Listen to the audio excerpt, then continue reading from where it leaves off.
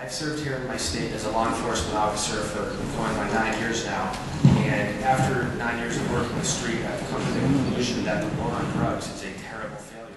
I have seen firsthand that the war on drugs causes crime, it causes children to have access to drugs easier, and it does nothing to curb the problem of drug abuse.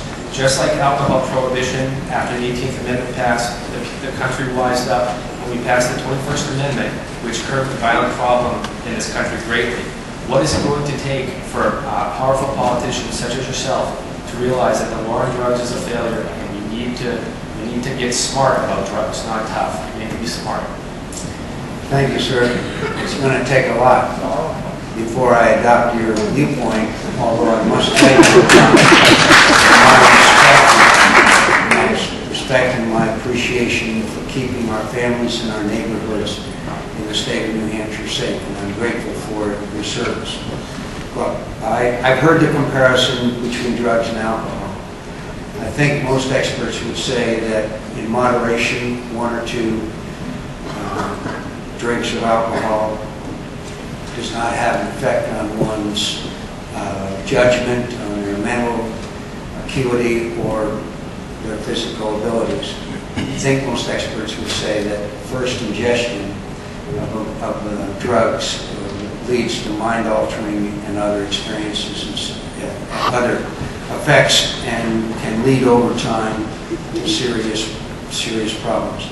Now, I will agree with you to this extent, that too often we put first-time drug users in prison, and sometimes they come out.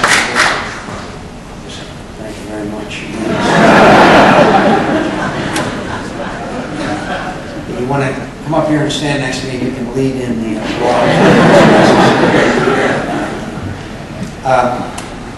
In my home state of Arizona, we have a program that for first-time drug offenders, not dealers, but first-time drug offenders, that they have the eligibility to go on a rehab program, which is associated with very significant testing procedures.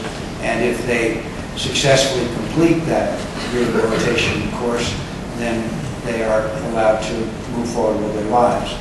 We have too many first-time drug offenders in prison. I think we all know that. But I will do everything I can to help you with your work. I will do whatever I can to help you to combat these drug dealers, these terrible people that prey on America. But there have been experiments in Europe, some places there, where basically the use of drugs was freely and openly used. And in some of those places, they've had to shut down those places because of the terrible effects of the rampant and unrestricted use of drugs in those places. So I'd like to refer you to the places where they have done that. And I don't in any way diminish the magnitude of your job and the terrible effects that drugs have on Americans. And a lot of it, as you know, comes across our southern border. And I'm happy to tell you that we seem to have a president of Mexico now who is very serious about enforcing the border and cooperating us against drug dealers.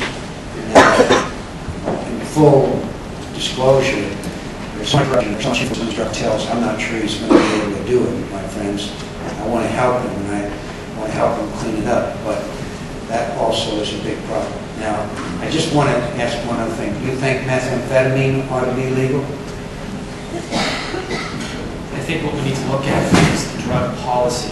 Yeah, but you know, it's one thing to talk about policy, it's another thing to talk about specifics. In all due respect, do you think methamphetamine ought to be made legal? I don't think that if someone gets caught with methamphetamine, we should be putting them in prison, period. We should be helping them. We should help people who are addicted to drugs, not spend $69 billion a year to put people in jail. If you arrest somebody, it does not solve the problem. You just said that there are drug cartels. There would not be drug cartels if we were to regulate drugs. In Switzerland, they have public heroin clinics where people can go and get help with clean needles to come off drugs. There's no doubt that drugs are dangerous, but our policy does not do anything to help people who are addicted. If you arrest a 16-year-old for possession of marijuana and they get a criminal conviction, you can get over an addiction, but you can never get over a conviction. They lose their funding to go to college, and no one could ever say that keeping a kid from going to college accomplishes something good. Not at all. Not because Thank you very much.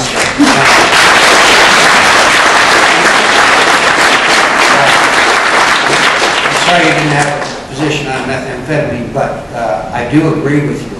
I do agree with you strongly.